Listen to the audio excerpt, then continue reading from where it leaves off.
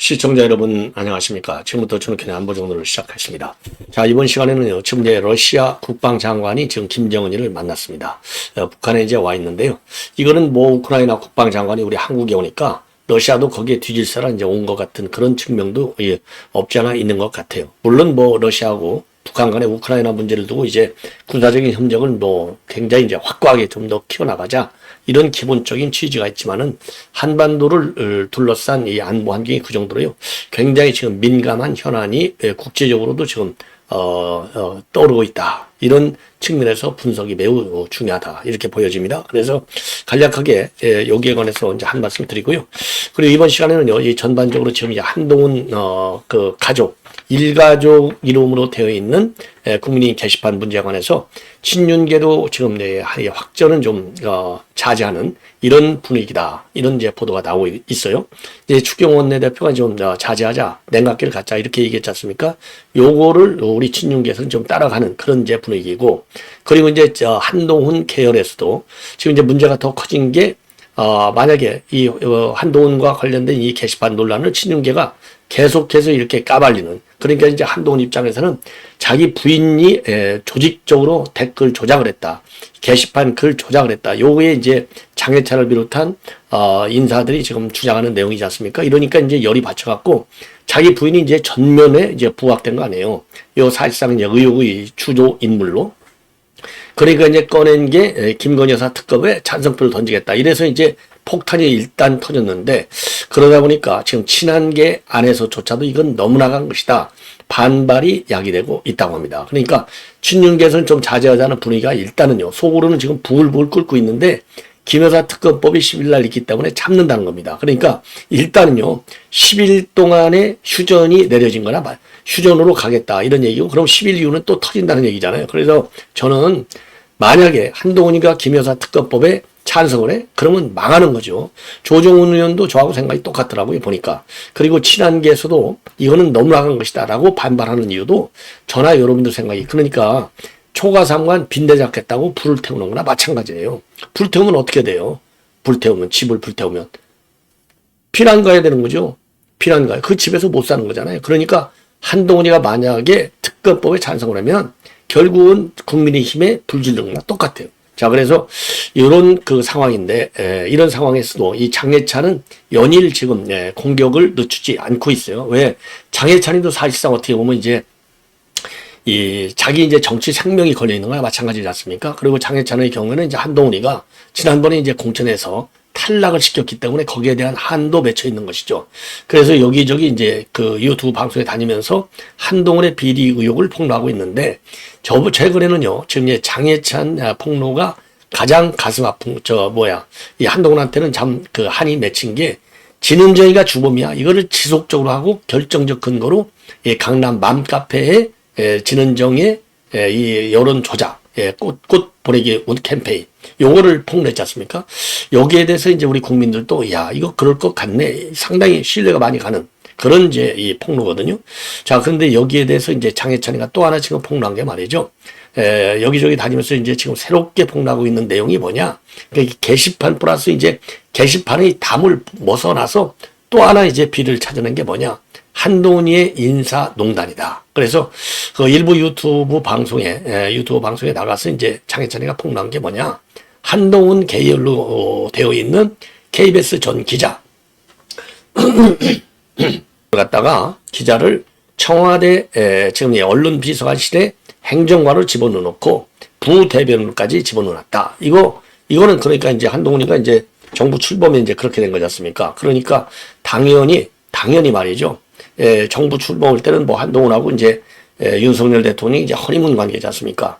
그러니까 뭐 그건 충분히 상정이 가능하고 그 장해찬의 폭로가 사실일 가능성이 상당히 크다고 저는 봐요.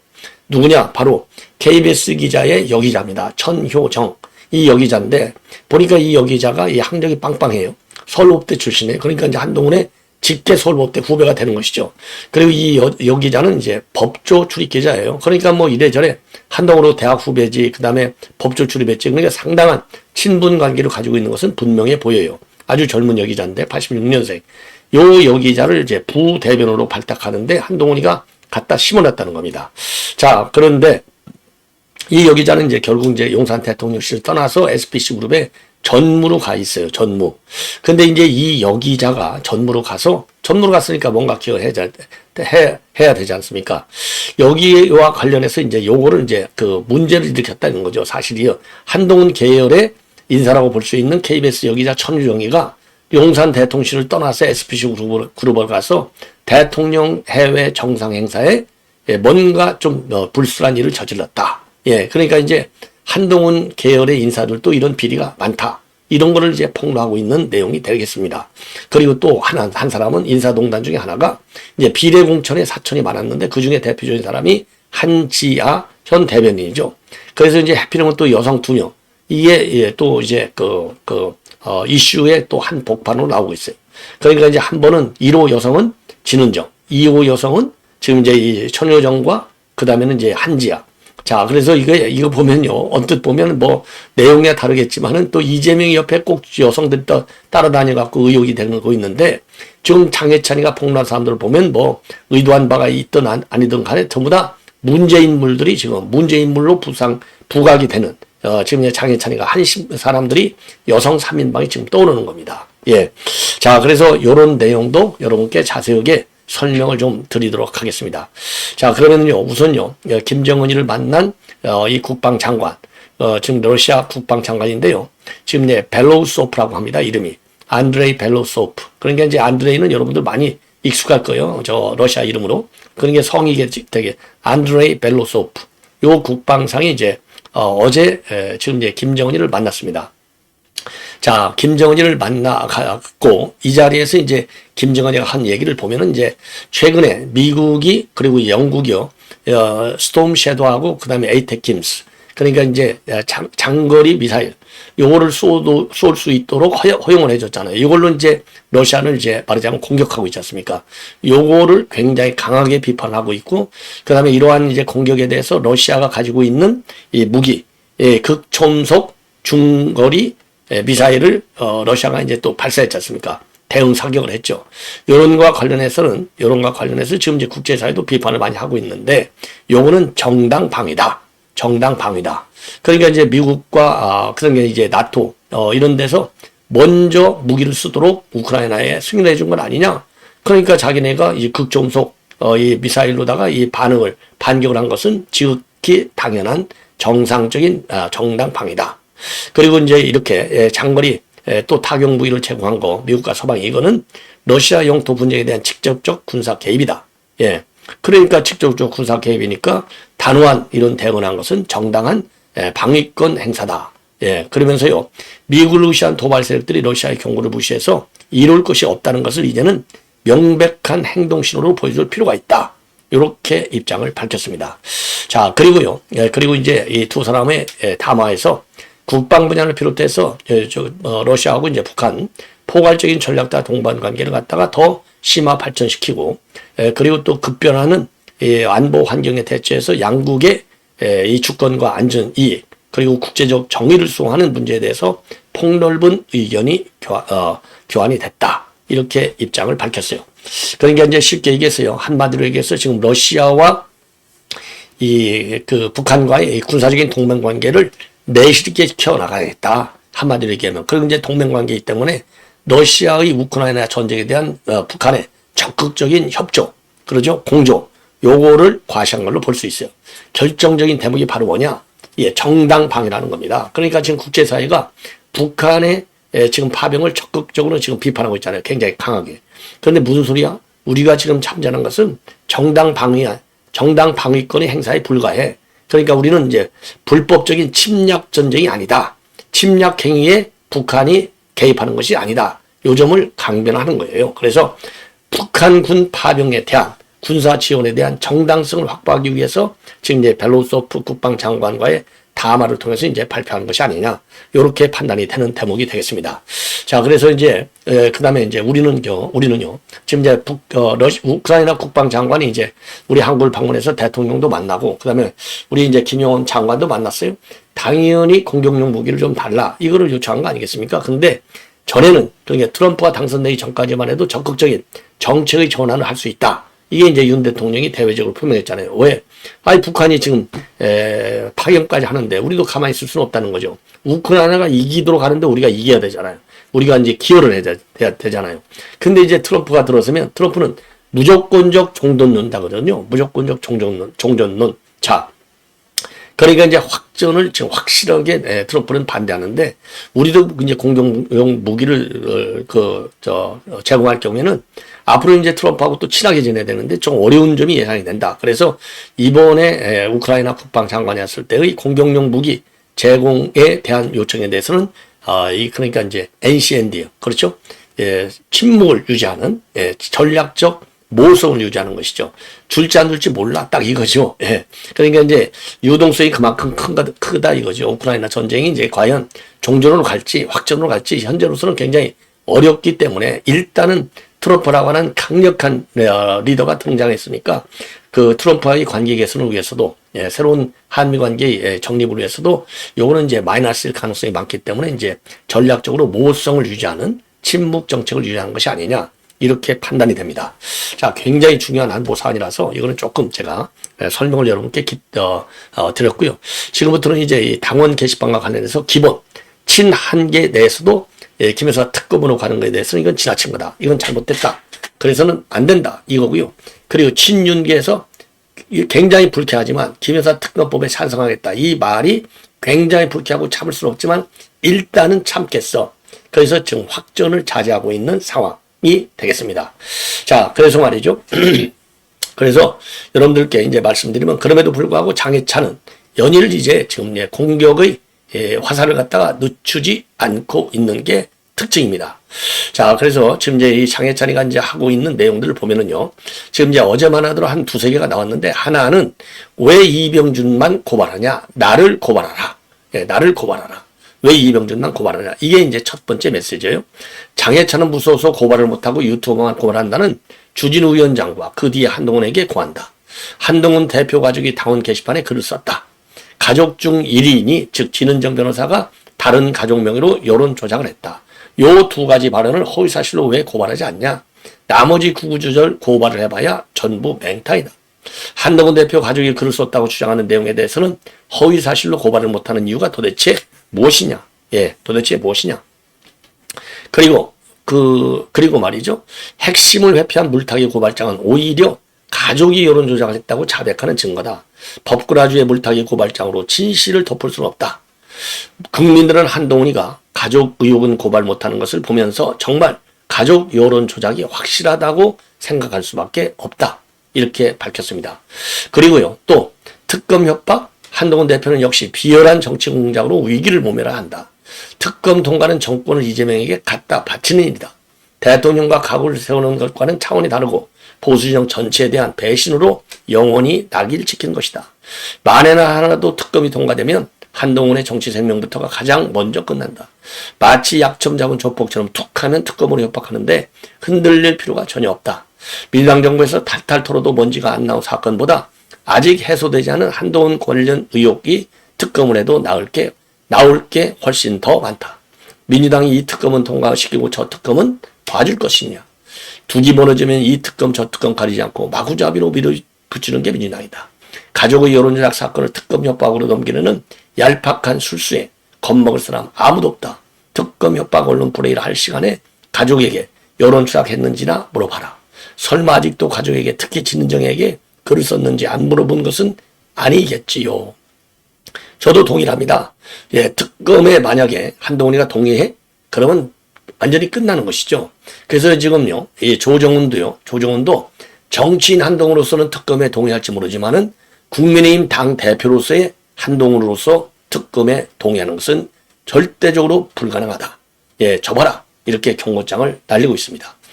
그리고 이제 한 여기까지만 제가 말씀드리겠는데, 제가 뭐 장해찬 의원은 이제 장해찬의 이 SNS 글은 뭐 제가 별도의 논평이 없더라도 충분히 여러분들하고 생각이 같을 것 같아요.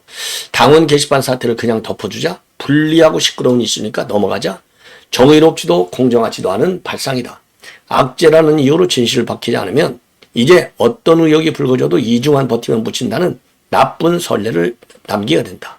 이렇게 간단한 의혹도 해명하지 못하면서 무슨 자격으로 이재명을 비판할 수 있을까?